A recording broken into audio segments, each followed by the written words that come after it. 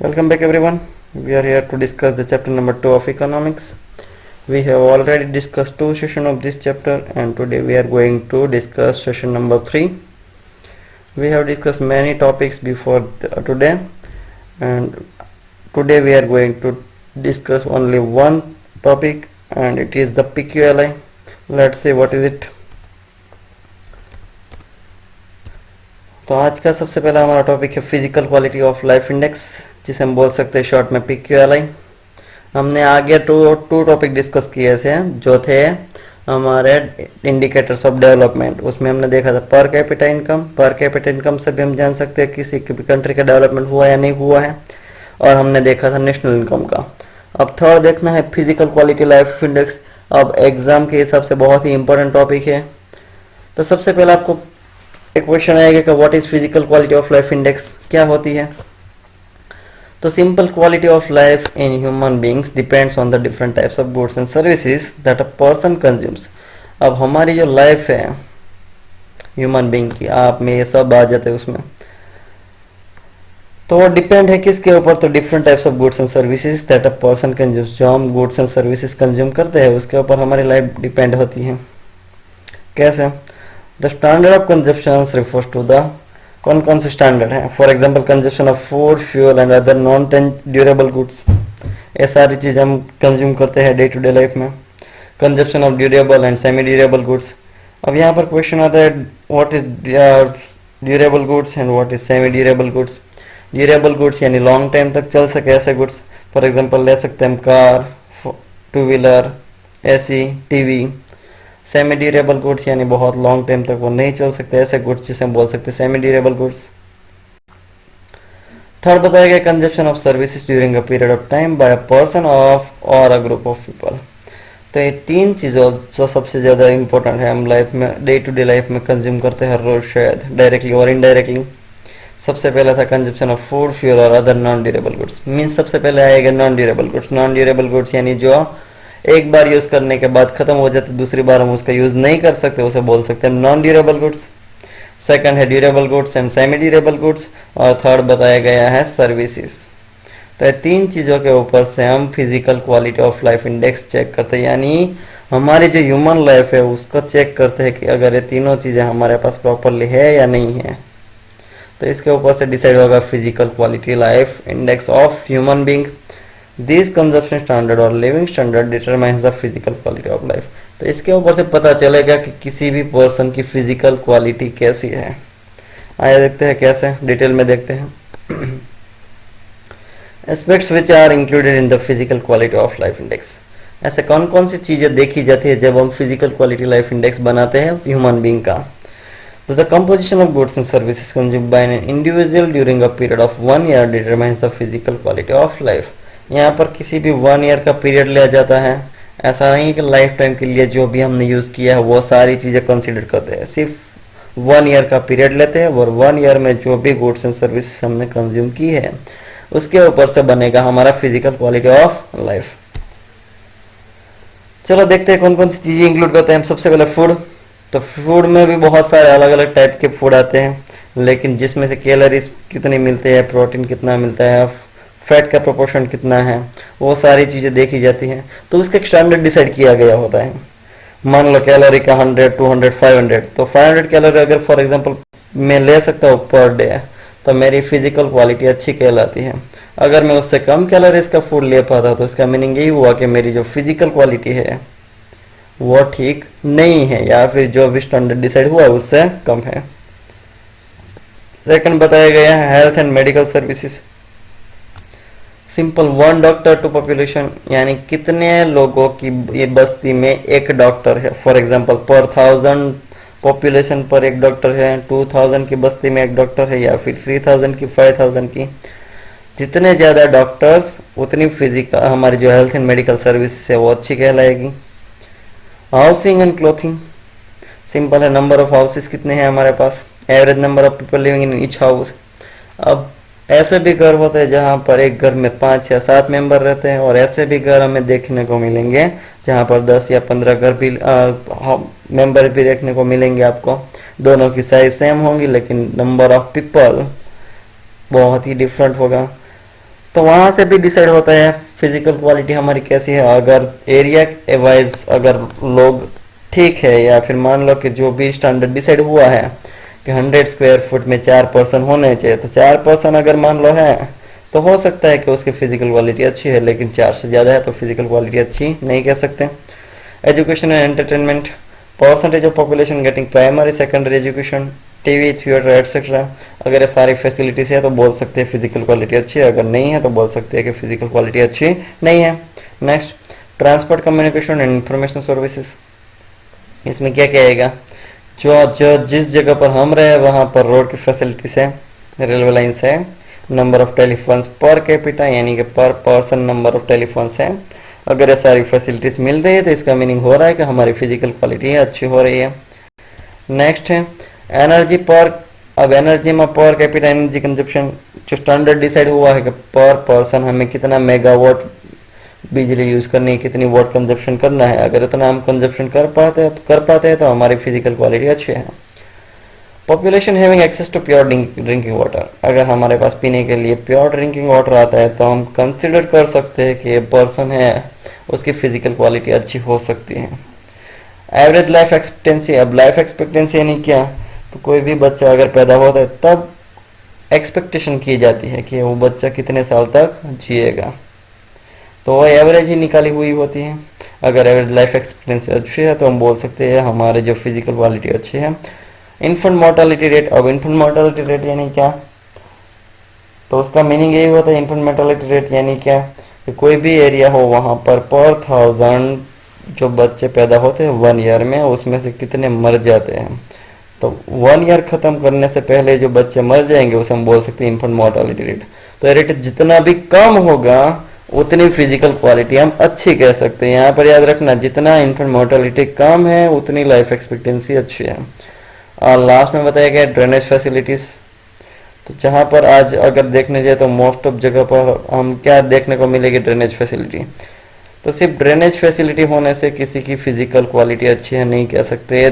10 जो पॉइंट्स है और 10 पॉइंट्स पॉजिटिव है, यानी 10 पॉइंट्स जो भी है वो अच्छी तरह से लोगों को अफोर्ड कर सकते हैं लोग, तो हम बोल सकते हैं कि वहां के फिजिकल क्वालिटी अच्छी है। अब physical quality of life index क्या है? पूरा इंडेक्स कैसे बनाया जाता है? तो ये जो physical quality of life index है वो सबसे पहले प्रेजेंट किया था मॉरिस डेविस मॉरिस ने। The level of physical quality of life determines the level of economic development. तो फिजिकल क्वालिटी के लेवल से हम मेजर कर सकते हैं कि हमारा इकोनॉमिक डेवलपमेंट कितना हुआ है। तो ऐसे 3 डिटर्मिनेंट्स है, याद रखना। Physical quality of life index के 3 डिटर्मिनेंट्स हैं जिससे हम मेजर कर सकते हैं कि हमारा इकोनॉमिक डेवलपमेंट हुआ या नहीं हुआ या फिर कितना हुआ है। तो फिजिकल क्वालिटी मेजर करने के 3 डिटरमिनेंट, सबसे पहला एक्सटेंट ऑफ एजुकेशन, सेकंड है लाइफ एक्सपेक्टेंसी एंड थर्ड है इन्फेंट मोर्टालिटी रेट। इन दोनों के मीनिंग में आपको समझा चुका हूँ, लेकिन फिर भी हम डिटेल में डिस्कस करेंगे। तो याद रखना फिजिकल क्वालिटी ऑफ लाइफ के इंडेक्स के 3 डिटरमिनेंट्स है, extent of education, life expectancy and infant mortality rate. अब देखते हैं डिटेल में। सबसे पहला extent of education rate. Literacy level of the country determines the situation of education. वो तो क्लियर बात है कि जितना हमारा एजुकेशन रेट ज़्यादा उतना ही हमारा लिटरेसी लेवल ज़्यादा होगा। The percentage of population educated out of the total population determines the extent of education. अब ये जो एक्सटेंट ऑफ एजुकेशन हमें कैसे पता चलेगा? तो हमारी जो टोटल पॉपुलेशन है उसमें से जितने परसेंटेज लोग पढ़े लिखे हैं, जो एजुकेटेड है, उसके ऊपर से हम पता लगा सकेंगे कि एक्सटेंट ऑफ एजुकेशन कितना है। अब बताया गया है कि increase in the literacy and the education shows the rise in the welfare of individual. अब वो तो क्लियर बात है, जितना भी एजुकेशन रेट बढ़ता जाएगा, हमारे कंट्री में लिटरेसी रेट बढ़ता जाएगा, तो हम कह सकते हैं कि हमारी जो वेलफेयर है इंडिविजुअल की वो बढ़ रही है। Human efficiency is the necessary aspect of for the national development. और अगर हमें ह्यूमन एफिशिएंसी चाहिए तो हमें क्या चाहिए? एजुकेशन चाहिए। एजुकेशन मिलेगा तो हमारी ह्यूमन एफिशिएंसी आएगी और वही हमारे नेशन को डेवलपमेंट करने में हेल्प करेगी। सेकंड है लाइफ एक्सपेक्टेंसी। अब मैंने आगे भी आपको बता दिया था, यहाँ पर भी डिफाइन दी गई है। Number of years a child is expected to live at the time of birth. क्या बताया गया है, number of years a child is expected, जो बच्चा पैदा हुआ है और कितने साल तक जिएगा ऐसी एक्सपेक्टेशन लगाई जाती है। कब? तो जब वो पैदा हुआ है तब, जब उसका बॉर्न हुआ है तब हम क्या करते हैं, एक्सपेक्ट करते हैं कि वो कितने साल तक जिएगा, उसे हम बोल सकते हैं life expectancy. I think it's clear. It shows the average life, अब वो तो एवरेज लाइफ ही है क्योंकि हम एवरेज निकालते हैं। If life expectancy rises, it can be said that the medical services of the country is good. अब clear बात है, अगर हमारी लाइफ एक्सपेक्टेंसी राइज हुई है यानी लाइफ एक्सपेक्टेंसी बढ़ी है तो हम कह सकते हैं कि हमारी कंट्री की जो मेडिकल सर्विसेज है वो अच्छी हो चुकी है, तभी हमारे जो पैदा मरने वाले के जो रेट है वो कम हो गया। It is the reflection and the consequences of the nutrition, medical care and environmental situation. अब लाइफ एक्सपेक्टेंसी किसके ऊपर डिपेंड है, तो जो लोग जी रहे हैं उसको कितना न्यूट्रिशन मिल रहा है, कैसी मेडिकल केयर मिल रही है, एंड एनवायरमेंटल सिचुएशन क्या है, इसके ऊपर डिपेंड है हमारी जो लाइफ एक्सपेक्टेंसी हो। अगर ये तीनों चीज़ें अच्छी है तो इसका मीनिंग हुआ कि लाइफ एक्सपेक्टेंसी बढ़ जाएगी। थर्ड बताया गया इन्फेंट मोर्टालिटी रेट, वो भी मैंने डिफाइन आपको बताई थी लेकिन फिर से रिपीट करते हैं। इन्फेंट मोर्टालिटी रेट यानी क्या, तो during a year number of infants वो डाई बिफोर 1 ईयर। क्लियर क्या बताया गया है, जो बच्चे 1 ईयर खत्म होने से पहले ही मर जाते हैं, out of 1000 birth is known as the infant mortality rate. तो जो 1000 बच्चे पैदा हुए हैं उसमें से जो कितने मर जाते हैं वो जो रेट है उसको हम बोल सकते हैं इन्फेंट मोर्टालिटी रेट। अब इन्फेंट मोर्टालिटी रेट है वो फॉल्स हुआ यानी कम हुआ तो इसका मीनिंग पॉजिटिव होगा, यानी इसका मीनिंग हुआ कि हमारी जो हेल्थ केयर सर्विसेज है वो अच्छी हुई है क्योंकि तभी जाकर हमारा जो डेथ रेट है वो कम हुआ है। It is the reflection of the social status and the welfare. यहाँ पर एक जो फैक्टर अफेक्ट करेगा वो सोशल स्टेटस, क्योंकि पहले के टाइम में बहुत ऐसी जो मान्यताएं थी, जो पहले की समय की जो भी रूढ़ी थी उसके ऊपर चले जाते थे, कल्चर था वो ब्लाइंडली फॉलो किया जाता था पहले का। तो अब ऐसा नहीं हो रहा है, तो धीरे धीरे हम बोल सकते हैं हमारा जो इन्फेंट मोर्टालिटी रेट है वो बढ़ गया है। It is an intricate reflection of availability of pure drinking water. अब इन्फेंट मोर्टालिटी किसके ऊपर डिपेंड है, अगर प्योर ड्रिंकिंग वाटर मिल रहा है तो इसका मीनिंग हुआ कि इन्फेंट मोर्टालिटी रेट कम होगा। Environment of the house, house का एनवायरमेंट कैसा है, अगर अच्छा है, पॉजिटिव एनर्जी वाला है तो इन्फेंट मोर्टालिटी कम होगा। Status of woman and the role of mother, अगर वुमन को रिस्पेक्ट दी जाती होगी तो वहाँ पर इन्फेंट मोर्टालिटी कम होगा, अगर रिस्पेक्ट नहीं मिल रही है तो हो सकता है इन्फेंट मोर्टालिटी रेट ज़्यादा होगा। तो ये तीनों इंडिकेटर थे किसके, या फिर हम बोल सकते हैं कंपोनेंट बोल सकते हैं किसके थे, वो फिजिकल क्वालिटी लाइफ इंडेक्स के। इसके ऊपर से पता लगाया जा सकता है कि किसी भी कंट्री का डेवलपमेंट है या कम हुआ है या बढ़ा है। अब physical quality of life index कब से हम बोल तो रहे, लेकिन कैसे बनता है, कैसे वो कंस्ट्रक्ट हो रहा है, कैसे वो डिजिट में कन्वर्ट किया जाता है, चलो देखते हैं। सबसे पहले क्या किया जाता है, तो हमारे पास 3 इंडिकेटर थे, एक लिटरेसी, एक life expectancy and third infant mortality rate. तो सबको इक्वल वेटेज दिया जाता है और वो दिया जाता है 100, यानी तीनों को 100 क्या दिया जाता है, वेटेज। अब आगे क्या होता है, on the basis of performance on the determinant in that country is graded between 0 to 100। फिर परफॉर्मेंस चेक किया जाता है कि हमारी कंट्री का लिटरेसी कैसा है, हमारी कंट्री का लाइफ एक्सपेक्टेंसी का जो परफॉर्मेंस है वो कैसा रहा, हमारी कंट्री का इन्फेंट मोर्टालिटी रेट कैसा रहा, और तीनों फैक्टर के ऊपर से सबको फिर रेटिंग्स दिए जाते हैं या फिर वेटेज दिए जाते हैं या फिर ग्रेड दिए जाते हैं। मान लो अगर हमारी कंट्री की जो लिटरेसी रेट है बहुत ही अच्छी है, बहुत ही बड़ी है, तो वो हो सकता है वो 80% 85% दिया जाए। इन्फेंट मोर्टालिटी रेट कम हुआ है तो उसको भी वेटेज हाई दिया जाए। तो वैसे करके तीनों को क्या दिया जाता है, वेटेज। सबसे पहले क्या प्रोसेस थी, तीनों इंडिकेटर को 100 वेटेज दिया जाता है, फिर तीनों को परफॉर्मेंस के बेस के ऊपर ग्रेड दिया जाता है।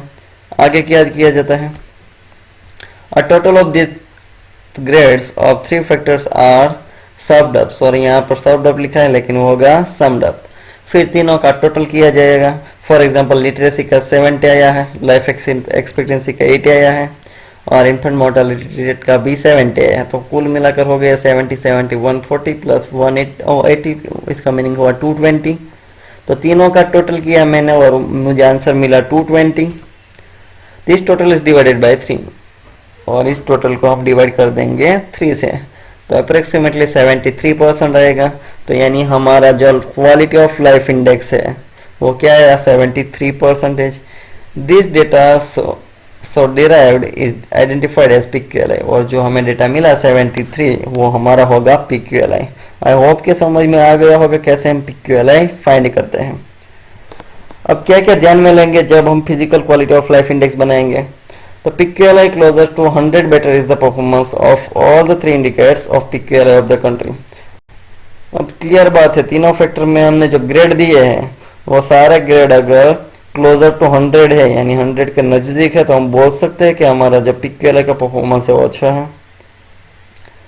और उससे अपोजिट अगर PQLI क्लोजर टू 0 है तो इसका मीनिंग हुआ कि परफॉर्मेंस बैड है, यहाँ पर परफॉर्मेंस हमारा बेटर था। PQLI is always between 0 to 100, याद रखना यहाँ पर PQLI ऑलवेज 0 to 100 होगा, यानी उसकी मिनिमम वैल्यू होगी 0 और मैक्सिमम वैल्यू होगी 100। PQLI can be use to compare 2 states within the country और 2 डिफरेंट कंट्रीज। हम कंपेरिजन कर सकते हैं 2 स्टेट्स की या फिर 2 कंट्रीज की। Higher the PQLI more is the economic development. जितना ज्यादा PQLI होगा उतना ज्यादा हमारा इकोनॉमिक डेवलपमेंट होगा, और जितना कम PQLI होगा उतना कम हमारा डेवलपमेंट होगा। तो ये सारी चीजें हमें याद रखनी है। यह चीज सबसे ज्यादा इंपॉर्टेंट है क्योंकि एग्जाम में MCQ में या फिर 1 मार्क्स में पूछ लेंगे कि उसकी मिनिमम वैल्यू या फिर मैक्सिमम वैल्यू क्या होगी। चलो आगे बढ़ते हैं। लास्ट टॉपिक है इसका positive aspects of PQLI and limitations of PQLI। अब पॉजिटिव एस्पेक्ट सबसे पहले देखते हैं। PQLI includes the life expectancy which touch the standard of human life. अब ह्यूमन लाइफ कैसी है, उसका स्टैंडर्ड कैसा है, अगर हमें जानना है तो हमें सबसे पहले जानना होगा उसकी लाइफ एक्सपेक्टेंसी क्या है। तो जो PQLI है उसे कंसीडर करता है। इसका मीनिंग हुआ कि PQLI बहुत ही अच्छी एस्पेक्ट है क्योंकि वो लाइफ एक्सपेक्टेंसी को क्या करता है, इंक्लूड करता है। Second, PQLI is better index when the compared to the per capita income index. अगर हम पर कैपिटा इनकम इंडेक्स से कंपेयर करने जाए तो हमारा जो है PQLI का जो एस्पेक्ट्स है वो बहुत ही अच्छा है। PQLI is indicator of economic development has the lesser drawbacks. अब इसके ड्रॉबैक्स बहुत ही कम है as against the national income and the per capita income indicators. अगर इन दोनों के साथ कंपेयर करने जाए तो इसके ड्रॉबैक्स यानी कि लिमिटेशंस बहुत ही कम है, इसलिए भी इसके पॉजिटिव थिंग है। With the PQLI comparisons can be made between the different countries, different groups of countries or different states of the same country। तो हम अलग अलग कंट्रीज की क्या कर सकते हैं, कंपेरिजन कर सकते हैं, या फिर अलग अलग स्टेट्स की कंपेरिजन कर सकते हैं, या फिर अलग अलग सिटीज की। We can create PQLI from for urban rural areas, female males and the comparison can be done. अलग अलग एरिया के लिए भी हम बना सकते हैं PQLI, मेल फीमेल के लिए भी हम अलग अलग PQLI बना सकते हैं। तो ये सारी पॉजिटिव थिंग थी। अब देखते हैं लिमिटेशंस ऑफ PQLI क्या है। सबसे पहले लिमिटेशन है only 3 aspects are included. Only हम क्या करते हैं, 3 एस्पेक्ट्स ही इंक्लूड करते हैं। आपको भी याद होंगे कौन कौन से हम कंसीडर करते हैं। And their basis it can not be categorically stated whether the country has the actually developed और नॉट। तो सिर्फ 3 कंसेप्ट के ऊपर से हम नहीं कह सकते किसी भी कंट्री के डेवलपमेंट हुआ या नहीं हुआ है। To get the correct picture we need to include the other factors also to the existing ones. तो एग्जिस्टिंग 3 फैक्टर्स है उसको तो लेना ही है, साथ में बहुत सारे अलग फैक्टर्स भी हमें इंक्लूड करने होंगे, तब जाकर हमें पता चल सकता है कि किसी भी कंट्री का डेवलपमेंट हुआ है या नहीं। यानी सबसे पहले लिमिटेशन ये हुई कि हम सिर्फ 3 एस्पेक्ट्स इसमें कंसीडर करते हैं जो कि इनफ नहीं है। Second, only averages are depicted. तो हमने पहले ही देखा कि PQLI कैसे फॉर्मेशन किया जाता है। तो हम क्या करते थे, तीनों जो हमारे जो इंडिकेटर थे उन सबको इक्वल वेट देते थे, उसके बाद तीनों को रेट दिया जाता था या फिर ग्रेड दिया जाता था, फिर उसकी एवरेज निकालते थे। तो इसका मीनिंग क्या हुआ कि हम सिर्फ क्या करते हैं, एवरेज डिपिक्ट करते हैं। The values obtained from the 3 indicators are divided by 3 to obtain the PQLI which is in the form of average। जो हमने डिस्कस कर लिया, average of 3 aspects of a country does not show the prominence or the backwardness of each indicator। अब यहाँ पर तो सिर्फ हम एवरेज ले लेते हैं। फॉर एग्जांपल हमारे एवरेज में आई थी 73%। Decisions can not be made on the basis of average. तो हम एवरेज के ऊपर से डिसीजन नहीं ले सकते, क्योंकि ऐसा भी हो सकता है कि मान लो जो हमारे 3 एस्पेक्ट्स थे या फिर 3 इंडिकेटर थे उसमें से 2 इंडिकेटर को हमने 95 ग्रेड मिले थे और एक जो इंडिकेटर था उसको सिर्फ 50 ग्रेड मिला था। तो हमने तो सिर्फ निकाली क्या, एवरेज निकाली, तो सिर्फ एवरेज के ऊपर से हम किसी भी डिसीजन नहीं ले सकते क्योंकि एक एरिया ऐसा भी है जो कम्प्लीटली बैकवर्ड है। If a countries present PQL is high, it can not be generalize that the economic development is high as against other countries. अब मान लो किसी भी कंट्री का PQL अभी हाई है तो हम अभी नहीं कह सकते कि हमारी कंट्री का डेवलपमेंट बहुत ही हाई हो चुका है, क्योंकि हो सकता है हमारी कंट्री से भी ज्यादा किसी और कंट्री का PQL ज्यादा हाई होगा। It is not right to give equal weightage 100 to all indicators. All three aspects do not have the same importance in human life. यहाँ पर क्लियरली बताया गया है कि तीनों जो कंसेप्ट थे, हमारे तीनों इंडिकेटर है, हमने तीनों को सेम वेटेज दिया, लेकिन ऐसा नहीं होना चाहिए क्योंकि तीनों चीज़ों का हमारी लाइफ में अलग अलग इंपॉर्टेंस है। मान लो किसी की लाइफ में सबसे ज़्यादा इंपॉर्टेंट होगा इन्फेंट मोर्टेलिटी रेट कम हो, ऐसा किसी लाइफ में इंपॉर्टेंस होगा कि लाइफ एक्सपेक्टेंसी बढ़े, किसी की लाइफ में इंपॉर्टेंस होगा कि उसका एजुकेशन रेट बढ़े। तो तीनों इंडिकेटर से उसका सेम इंपॉर्टेंस सबकी लाइफ में नहीं हो सकता है, तो सबको सेम वेटेज नहीं देना चाहिए। Growth of income has the high importance in the PQLI and ignoring that is not possible. अब देखो PQLI में सबसे ज्यादा इंपॉर्टेंट है ग्रोथ ऑफ इनकम, वो हम यहाँ पर इग्नोर कर रहे हैं, तो इग्नोर करके हम PQLI कंस्ट्रक्ट नहीं कर सकते। तो PQLI of rich countries rise at the slower rate because the average life can not increase beyond the particular limit. अब मान लो कोई कंट्री है ऐसी, मान लो USA ले ले, जर्मनी ले लें, वो कंट्री ऐसी है जो डेवलप हो चुकी है, तो अब उन लोगों का PQLI है वो बढ़ाना पॉसिबल नहीं है बहुत ज्यादा, क्योंकि वो ऑलरेडी वहां पर जो एवरेज लाइफ है वो एक लिमिट तक पहुंच चुकी होती है, जो मैक्सिमम कह सके वहां तक वो जा चुकी होती, तो उससे ज्यादा आगे ले जाना पॉसिबल नहीं है। तो हम ऐसा नहीं कह सकते कि वो कंट्री है उसका डेवलपमेंट नहीं हुआ है। तो ये सारी लिमिटेशंस थी। अब नेक्स्ट सेशन में सिर्फ हमें एक ही टॉपिक डिस्कस करना है, जो इसका एक इंडिकेटर रह चुका है इकोनॉमिक डेवलपमेंट का। हमने 3 इंडिकेटर देख लिए, एक पर कैपिटा इनकम, एक नेशनल इनकम, और आज हमने देख लिया PQLI। आगे के टॉपिक के लिए जल्द ही मिलेंगे, तब तक थैंक यू।